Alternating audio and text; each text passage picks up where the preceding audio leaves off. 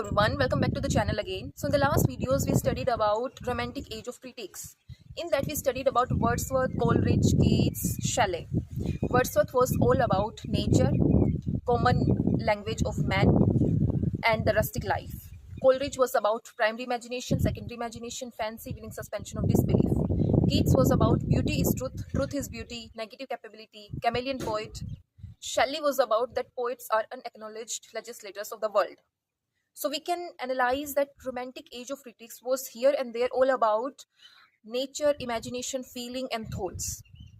Now we are entering a new era when romantic age was all about the individual's personal mind as a source of the great literature. Victorian literature is quite different from them. Why? Because now industrial revolution came. Cities started growing at a rapid pace.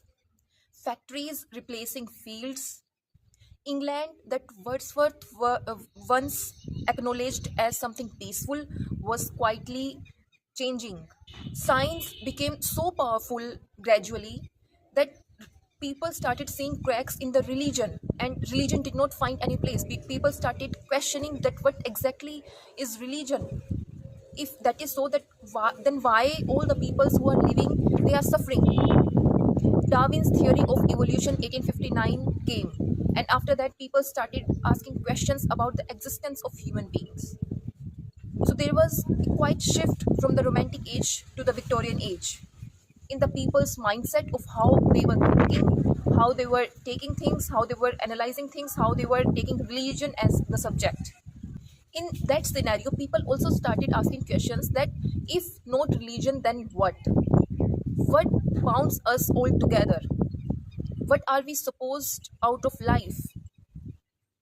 At that point, Matthew Arnold came and he answered that it is literature, not science, not any philosophical theory, not any experiments, not any industry, factory, nothing. Literature, and in literature, specifically poetry. With Matthew Arnold was having poetry in his mind. And he said that it is the context of everything in our life that is happening. According to Matthew Arnold, poetry was providing people what religion was providing, and or you can say that it could provide people what religion has been providing people for such a long time: shared beliefs, a sense of thought, meaning, and purpose, and moral guidance, all at one place through the poetry.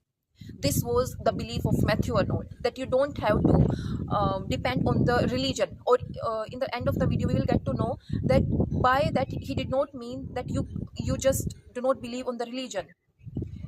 It is his way to say that poetry does the same work that religion has been doing for so long, and poetry can actually make you realize that what religion has been doing for so long, what is its benefit, what is it providing you. So in other words, poetry is doing the work of religion. Now, before moving forward, let us have a small look on what Matthew Arnold was actually. Matthew Arnold was born in 1822 in England. His father was Thomas Arnold, who was a headmaster in Rugby School, and he was a famous educator in the Victorian era. And you can understand by that because of that, Matthew Arnold was having the environment in his house, most of all intellectual and moral. He studied at Oxford. He received some prestigious award for poetry from Oxford as well. Later, he started working as the school inspector as well. So he used to go to various schools. He used to see that what exactly is working. He analyzed all type of people of the society in a way through this job. He got to know that what elite class of people are doing and what ordinary class of people are suffering. It gave him quite a different exposure. He wrote Dover Beach, Thesis, and many other works. But for us, for literary criticism perspective, we have three works which are important for us to know. The first is The Function of Criticism at the Present Time, 1865. Second is Culture and Anarchy in 1869. And the third is The Study of Poetry in 1880. Now, the first work, The Function of Criticism at the Present Time, 1865. It is all about what is criticism and what should it do actually. The second work, Culture and Anarchy, actually it is all about what culture is, what threatens it, who can save culture. And the third work, which is the study of poetry in 1880, it is all about poetry's role in human life. So we can understand by now that it is all about that what is criticism, how we should do it, what is culture, who threatens life, what can save us from that, and how poem is shaping human life. It is all about that. These are the three works that are important for us in terms of literary criticism of Matthew Arnold. And in this video from now, we are going to study that what are the main points and important points that has been propagated by Matthew Arnold. So the first point which Matthew Arnold made was culture is a pursuit of that is best thought and known in the world. Now, what do you mean by this line? And this was a famous line which almost appeared in all of the exams of English literature.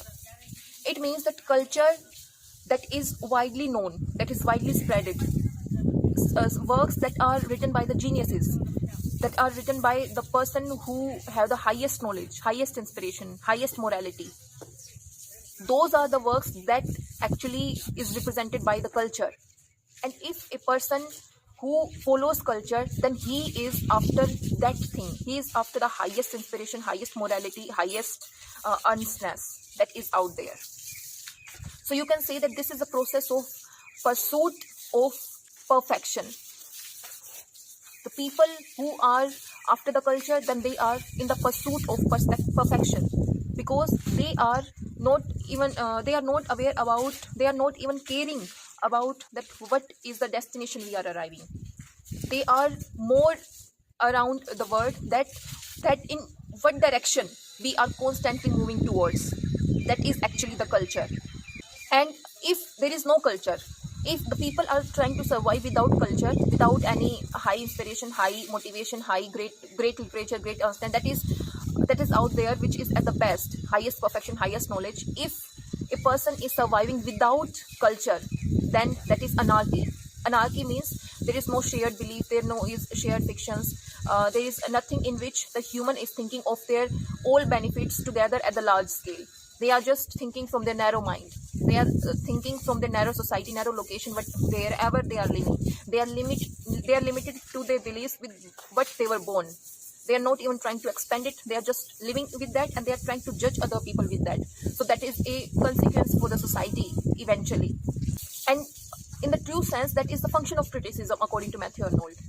That it is a disinterestedness that is there. Disinterestedness, endeavor for the best that is thought, known, and said in the world. Now, disinterestedness should not be mistaken with the word uninterested. Uninterested is different, and disinterestedness is different. Disinterestedness means that the person is not even getting bothered that I have to attack an enemy, I have to give a response to the enemy's response. No, they don't have to get worried about their own bias, their own personal grudges. No, it is all about that what is the best. We are in the search of the best. And a true critic is one who learns the things that is out there and then shares it with the people to make them well informed about the society, about the things that is out there. Now, that is the function of the true criticism, and that is the function of true critique, to first learn things, unlearn few things, and then making people aware about certain things. That is important for us. Now, moving forward, the second point was Hebraism and Hellenism. Hebraism came from Hebrew, and that is from Bible and Christianity. Hellenism came from the Greek tradition. So Hebraism is all about that follow the moral thing, the right thing, avoid sins, and then follow the moral laws. It is all about strictness, obedience, discipline. That you have to follow the right thing, you have to avoid the sin, you have to do the things that are right in the society to maintain the system. Hellenism is quite opposite. Hellenism is saying that you have to live freely, you have to think freely, you have to live your life on the terms in which you are feeling that it is the free thinking, where you are abided by no one. That is Hellenism. It is the beauty that is about that. So Matthew Arnold, he says that Victorian society at that time was living in the Hebraism state. And in order to make them grow out of the society, then they have to start living with the Hellenism mindset, where they can think freely, they don't have to think about the consequences, they just have to live freely. However, they were trying to live with the moral laws that were there. So they just need to shift towards Hellenism. That was the concept. That is why this concept of Hellenism and Hebraism, the distinction was given by the Matthew Arnold, and that is why he tried to understand it this way. The next point after that is touchstone method. Now, what is touchstone? Before understanding the touchstone method, we must know that what is touchstone. So it is a piece of black stone which is used to test the purity of gold. You take it and you rub it against the gold, and if the mark it leaves, then it tells that is it pure gold or not. That is touchstone. Now, what does it have to do with the literature, and why did Matthew Arnold took this method? So he says that there are certain writers that are great in our past, and those writers are actually, they should be taken in order for us to produce great literature in future and in present as well. Now he took example of Homer, Dante, Shakespeare and Milton. He told that we should take some lines and some passages from the works which they have written, and then we should memorize them and we should keep them in our mind. And while crafting the other work, we should keep that standard in our mind, that if that qualities, the moral thing, the power, the truth, if it is matching with the standard of those writers, those lines, those passages, then that is great. And if not, then it is pleasant, it is concise, but it is not considered as the great. That was the idea of Matthew Arnold, and it was highly criticized as well, but it had some great point as well, that at least in order to be great, you have some of the criteria to be fulfilled. Only then you can outgrow yourself. If you will write whatever comes in your mind, then in some way or the other you're just expressing your views. They are great, but if it is about the great literature, then you should have some of the criteria to follow upon. That was the point of Matthew Arnold. Now moving forward, the next point was that poetry was a criticism of life. Poetry at bottom is a criticism of life. Now how do you say that? He says that one way or the other, this is the point which we already talked in the starting of the video, that poetry in one way or the other way is doing the work that religion used to do it. But now in the Victorian era, when people started asking questions that what if religion is not there, then what is the thing that we should rely upon? Then Matthew Arnold gave us the answer that it is literature, and in literature specifically that the poetry should be there. So he is saying that poetry is at bottom the criticism of life. Now it is not doing the things like that, it is reviewing the books that are out there, and it is reviewing things. No, like religion tells us that what are the good things, what should we do, what should we behave in order to sustain a life, in order to do things. The same way poetry does the same thing. It tells us that what should be our intended life, what is life, what exactly should we do, what are we supposed to do, what has been religion doing to us for such a long time. That is all the things that has been religion doing, and this is the same thing which poetry also performs. So it is also telling us that what should we actually expect with our life. So it is in one way or the other, it is a criticism of life, that these are the criteria and these needs to be fulfilled. That is the criticism of life, right? And attached to this, the grand style is there. He says that what makes a language, what makes a literature piece of work as a grand style. So the same thing is attached to the words touchstone method. Like in touchstone method, he told us that there are the writers in our past, like Homer, Shakespeare, Dante, Milton, who have written some of the work and some of the lines, passages that are there that we should keep in our mind. Now he says that the person who has himself engrossed in the knowledge of the subject with full thoughts and feelings, that is the true thing that is there, and that is eventually going to produce the great literature, greatest poetry, and it is going to inspire people who are going to read it.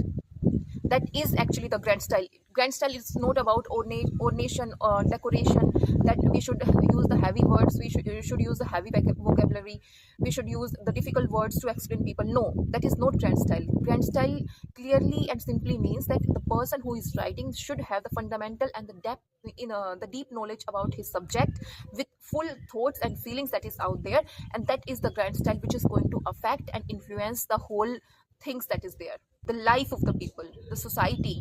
Now the last point that was made by Matthew Arnold was attack on Philistines and provincialism. Now what is provincialism and what is Philistines? Provincialism is the word which is used for the narrow-minded people, the people who only know of their society, their location, their family, their culture. That is provincialism according to Matthew Arnold. He says that these are the type of the peoples who judge themselves, who judge other people on the basis of only this knowledge. And Philistines on the other side is the middle class people, the people who are eventually going to make the rules, who are eventually going to lead the society the way it is. Matthew Arnold is not saying that these are the great. Actually, he is saying that Philistinism and provincialism is actually the greatest enemy of the Victorian culture, and among them, Philistinism is the greatest enemy of the culture. Why? Because the people who are middle class, they are one way or the other going to affect the society, the system, and then these are the people who are going to make the rules for the poor people. Now, for example, populace is the word for the working class people. Philistines is the word for the middle class people, and barbarians is for aristocracy. So if these type of structure that has been made, and if Philistines are the people who are going to affect the culture and the society and the system, then these are the threats to the culture. And actually, when he says that the poetry that is best thought and known and said in the world, then that is an attack, that is an antidote to Philistinism and provincialism.